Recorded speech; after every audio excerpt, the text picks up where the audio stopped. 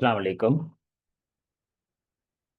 மேட்டற் பரீட்சை கைகுலுக்கல் கமா வாழ்த்து மடல் பரிமாறல் என்ற தலைப்பின் கீழ மேட்டற் பரீட்சைக்கான வீடியோ விளக்கம் தற்போது வழங்கப்படுகின்றது. முதலாவது வினா, 8 நண்பர்கள் தங்களுக்குள் கைகுலுக்கிக் கொண்டனர் எனின் அங்கு இடம்பெற்ற கைகுலுக்கல் எத்தனை என்று கேட்டிருக்குது. அப்ப 8 பேர் தங்களுக்குள்ள மாறி மாறி கைகுலுக்கியிருக்கிறாங்க அப்படின்னு சொன்னா 8க்கு முன்னுக்கு உள்ள நம்பர் 7. அதை நீங்க 8 7ஆல பெருக்கி வார விடைய 2ஆல பிரிக்கணும். அதை நாங்கள் ஒரே டைம்ல செய்யலாம். 8 7ஆல பெருக்கி வாரத்தை 2ஆல பிரிப்போம். அப்ப பிரிக்கணும்னு சொன்னா சுருக்கக்கூடியதை சுருக்கலாம். அப்படி சுருக்கி எடுக்க தெரியாதாக்கள் நீங்க 2ஐயும் பெருக்கி போட்டு 56 அதை 2ஆல பிரிங்க. சுருக்க தெரியுமானாக்கள் 2 2 2 2லையும் ஒரு தரம் வரும், 8லையும் 2 2 2 4 தரம் வரும். இப்ப இந்த 4ஐயும் 7ஐயும் பெருக்கினீங்களா 7 4 28 என்றது வரும். ஆக இதுக்கு விட 2வது விடையா இருக்கு. இல்ல எனக்கு சுருக்க தெரியாதுன்னு சொன்னா 8ஐயும் 7ஐயும் பெருக்கினா 56. 56 நாங்க 2ஆல பிரிக்கணும். 2ஆல பிரிச்சோம்னு சொன்னா 28 என்று வரும். 2வது, திருமண வீட்டில் பல நாட்களுக்கு பின் சந்தித்த குமாரும் அவனது 9 நண்பர்களும் ஒருவருக்கொருவர் கைலாகு செய்தனர். கைலாகு சென்றா கை குலுக்கியிருக்கிறாங்க எனின் அங்கு இடம்பெற்ற கைகுலுக்கள் எத்தனை என்று கேட்டி. இப்ப குமாரொண்டு இருக்கிறாரு, அவர 9 நண்பர்கள் இருக்கிறாங்க. அப்ப மொத்தமா எத்தனை பேர் என்று சொன்னா 10 பேரு.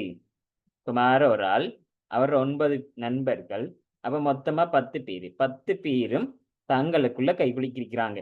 அப்ப 10 பேர் தங்களுக்குள்ள கை குலுக்கினா எத்தனை கைகுலுக்கள் வரும் என்று கேட்டா 10 10க்கு முன்ன உள்ள நம்பர் 9. சரி, அதை நாங்க 2ஆ பிரிப்போம்.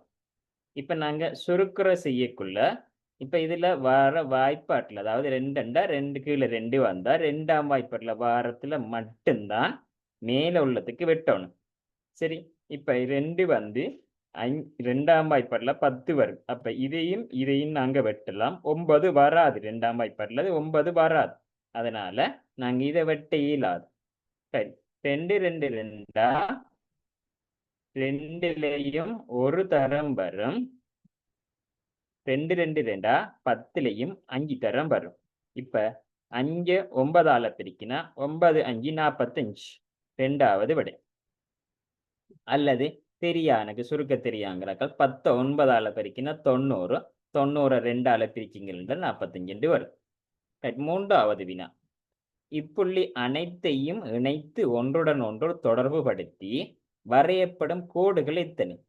இந்த இருக்குது, இந்த புள்ளிகள் இங்க தரப்பட்டிருக்கு. இது ஒவ்வொன்றையும் இணைத்து வரையப்படுற கோடுகள் எத்தனைன்னு கேட்டிருக்குது. அப்ப இதுவும் கைகுலுக்கல் மெத்தட் தான். அல்லது நீங்க கோடு விரியும் வரையலாம். அப்ப கைகுலுக்கல் மெத்தட்ல நாங்க செய்யப்போனா இங்க எத்தனை புள்ளி என்றா 1 2 3 4 5 புள்ளி. அப்ப 5 சொன்னா 5க்கு முன்னுக்கு 4, அதை 2ஆல பிரிச்சோம்டா 5 4 20, அல்லது இதால சுருக்கலாம் 2 2 தரம் 2 2 ஒரு தரம். அப்ப 2 10, அப்படி இல்லாட்டா 5 4 20, 2ஆல பிரிச்சோம்டா 10. 3வது விடை. எப்படி நாங்க கோடு வரைஞ்சி காட்டுங்க என்று சொல்லி சொன்னா இங்க பாருங்க. இப்ப இந்த புள்ளியில இருந்து ஒரு தரம், 2 தரம், 3 தரம், 4 தரம். சரி, இது இந்த புள்ளி எடுத்தோம்னு சொன்னா இதை மெயின் எடுத்தோம்டா இதுல ஏற்கனவே வரைஞ்சாச்சு. அப்ப அந்த வரையப்படுறது 5வது, ஏற்கனவே 4 5, இது 6, இது 7. இந்த இதை எடுத்தோம்டா இது 8, இது 9, இதை எடுத்தா 10. அவை வரையக்கூடிய கோடுகள் 10 கோடுகள். அடுத்தது 4வது வினா, ABCDEF என்ற புள்ளிகள் ஒரு வட்டப்பாதையில் உள்ள புள்ளிகளாகும். இவை அனைத்தையும் ஒன்றுடன் ஒன்று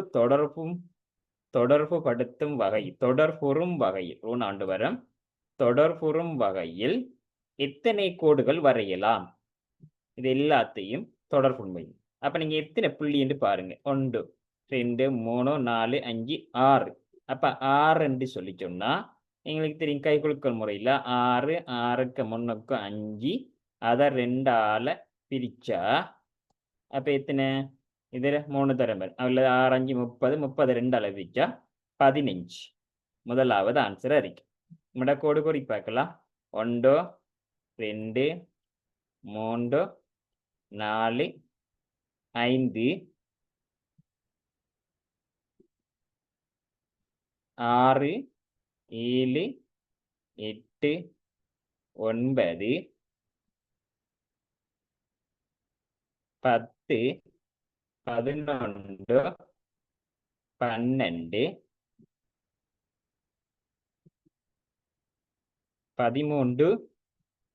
14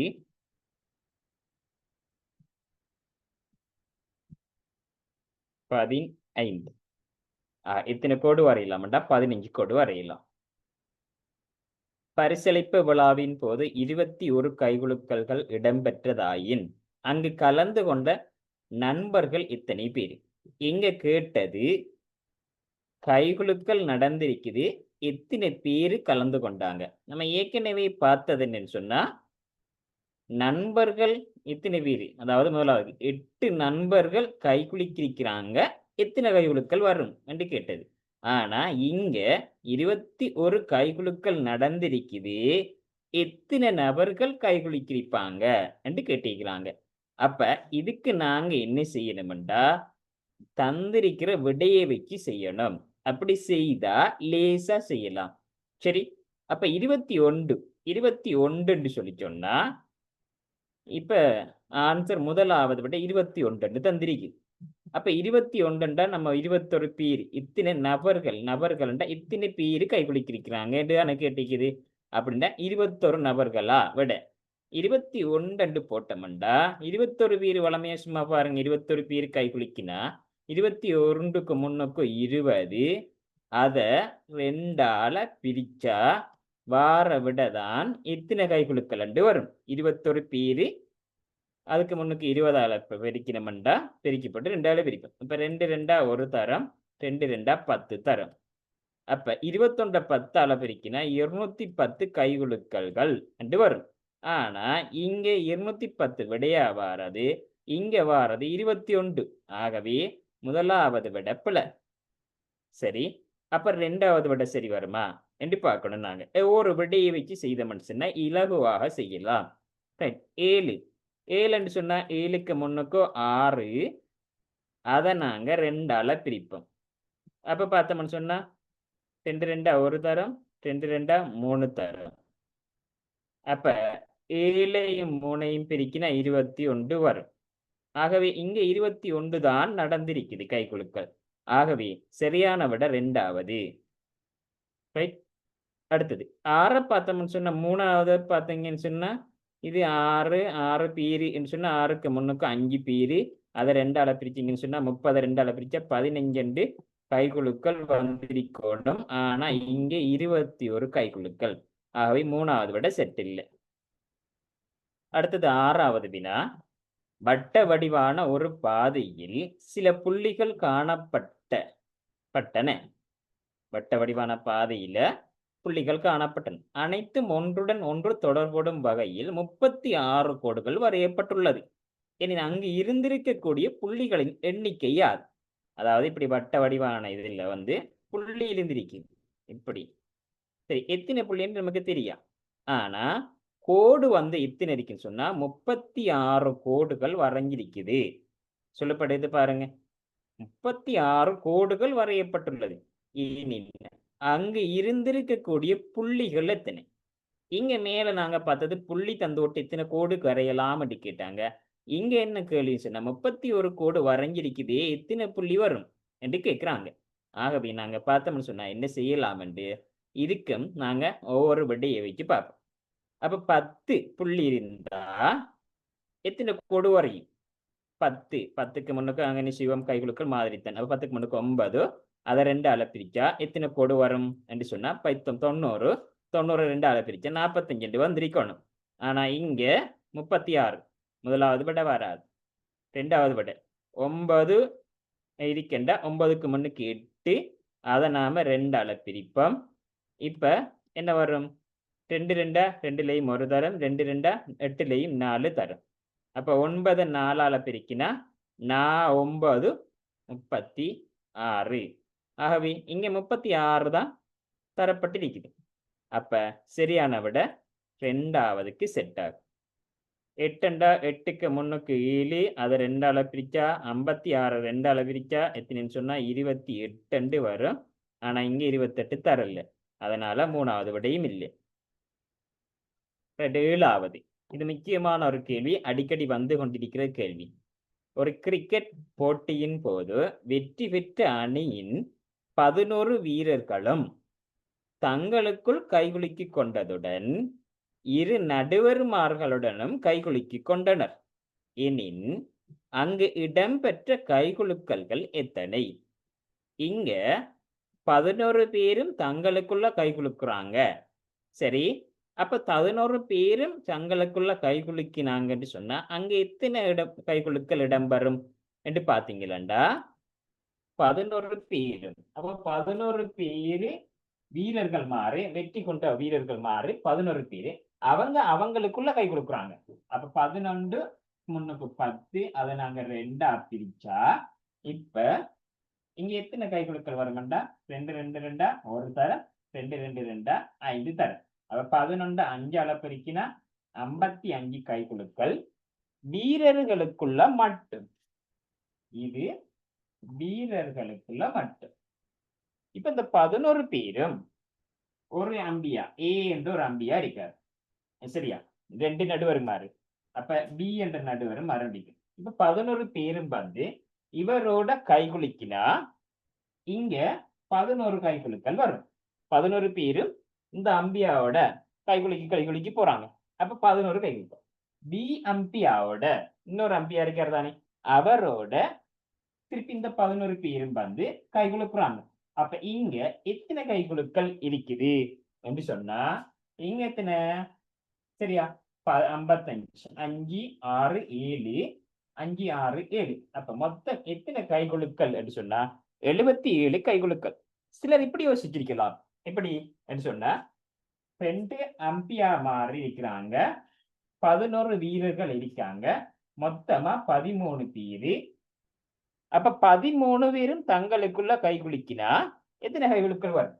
13 12ஆல பெருக்கி அதை 2ஆல பிரிச்சமெண்டா 2 2 ஒரு தரம், 2 2 6 தரம். 13 6 எழுதிக்கின்ற 78 வருந்தானே என்று ஒரு ஆள் யோசிச்சா அந்த கேள்வியில 2 நடுவர்கள் மாறும் கைகுலுக்கினாங்க என்று சொல்லப்படல. சரி, 2 பேரும் கைகுலுக்கினாங்க என்று சொல்லப்படல. அதனால அவங்க எல்லாரும் கைகுலுக்கியிருந்தாண்ட 78 வந்திருக்கும். அந்த 2 நடுவர் மாறும் கை குலுக்காததால இங்க அதுல இருந்து 1 கழிச்சோம்டா 77 என்றது ஆன்சரா கிடைக்கும். சரியா?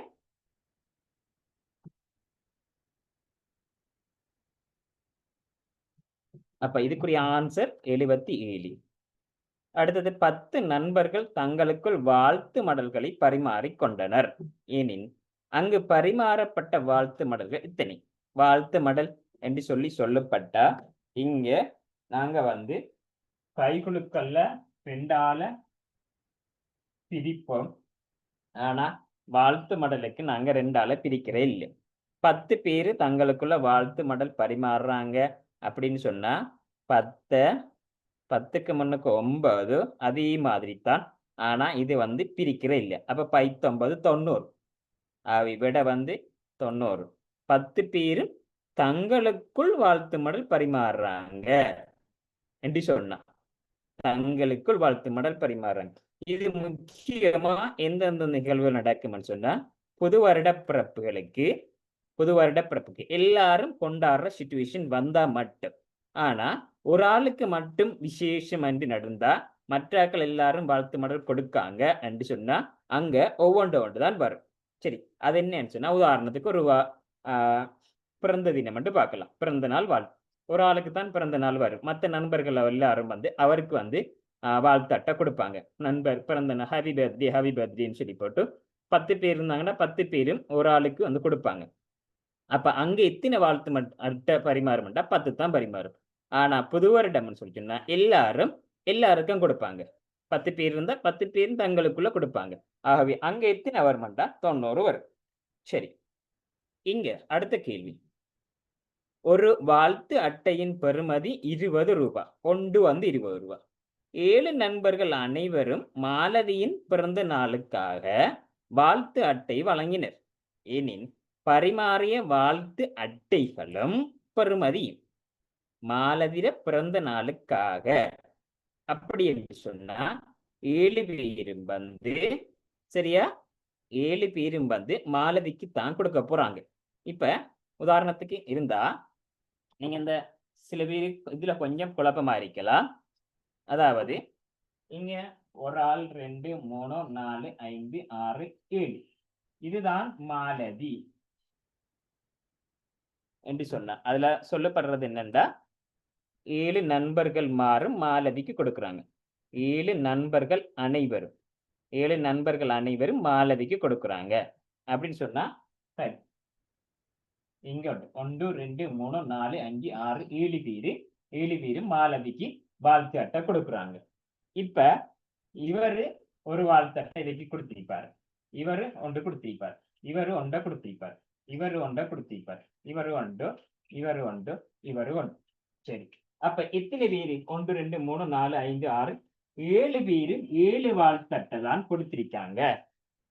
இவருக்கு கொடுக்கலையா என்று கேட்டா இவருக்கு பிறந்த நாள் இல்லையே. அப்ப இவருக்கு கொடுத்திருக்க மாட்டார். சரியா, இவைக்குத்தான் பிறந்த நாள். அப்ப 7 பேரும் ஒவ்வொன்று படி கொடுத்திருக்காங்க 7 வாழ்த்து அட்டை. அப்ப ஒன்று வந்து 20 ரூபாய். அப்ப 20 ரூபாய் படி 7ஆல பெருக்கினோம்னா 140 ரூபாய் அவங்களுக்கு ஏற்பட்ட செலவு. ஒரு வாழ்த்து அட்டை 20 ரூபாய்ண்டா 7 வாழ்த்து அட்டைக்கும் 7 நாங்க 20ஆல பெருக்கினோம்டா எவ்வளவு வரும்டா இந்த இருக்குது. இங்க முறையே கேட்டிருக்கிறாங்க. முறையே என்று சொன்னா எதை முதல்ல கேட்காங்களோ அது முதல்ல வரும். அப்ப கேட்டது பரிமாறிய வாழ்த்து அட்டைகளும் முதலாவது இந்த அரைக்கிறது வாழ்த்து அட்டை, இந்த அரைக்கிறது வாழ்த்து அட்டை, இந்த அரைக்கிறது வாழ்த்து அட்டை. பெறுமதி என்ற ரெண்டாவது சொல்றது இது பெறுமதி, இது பெறுமதி, இது பெறுமதி. இப்ப எத்தனை வாழ்த்து அட்டை பரிமாறிப்பாங்கன்னு சொன்னா 7 வாழ்த்து அட்டை. அதுல பெறுமதி என்னண்டா 7 படி 20 பெருக்கினமெண்டா 140 ரூபாய் வரும். அப்ப எந்த விடைன்னு சொன்னா 3வது விடை. அடுத்தது 10வது.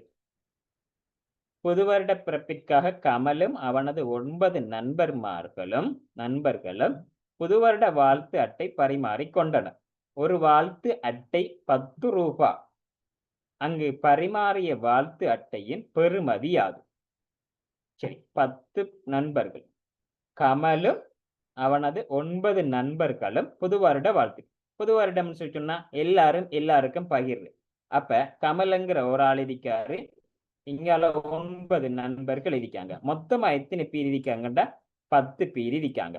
10 பேரும் தங்களுக்குள்ள வாழ்த்து மடல் பரிமாறுறாங்க என்று சொன்னா எத்தனை வாழ்த்து மடல் தேவைப்படும் என்று கேட்டா இங்க 10 9ஆல நாங்க பெருக்கணும். ஏனென்றா ஒவ்வொரு ஆக்களும் மொத்த ஆக்களும் கொடுக்கணும் என்றதுனால சரி. அப்ப 10 9ஆல பெருக்கினா 90. அப்ப 90 வாழ்த்து அட்டை வரும். இங்க கேட்டது ஒரு வாழ்த்து அட்டையின் பெறுமதி. ஒரு அட்டை வந்து 10 ரூபாய் என்று சொன்னா 90க்கும் எவ்வளவு என்றா 90 நாங்க 10 ரூபாயால பெருக்கணும்.